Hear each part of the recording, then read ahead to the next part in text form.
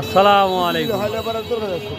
প্রিয় দর্শক, সেই জাহিদুল ভাইয়ের কাছে হঠাৎ করে আবার চলে আসলাম একটা হাট পর, কারণ আপনারা জানেন যে আমি রসুন লাগাতে ব্যস্ত ছিলাম, একলা একলা রসুন লাগানো, তো তার জন্য এই অবস্থা। তো আজকে ভাই আর হলুদের গোড়া কত বিক্রি হচ্ছে?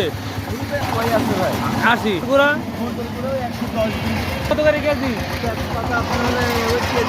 180 টাকা। আর জিরা জিরা দাম কমছে কত কেজি বিক্রি করছে? কত টাকা কেজি করতেছেন আপনি?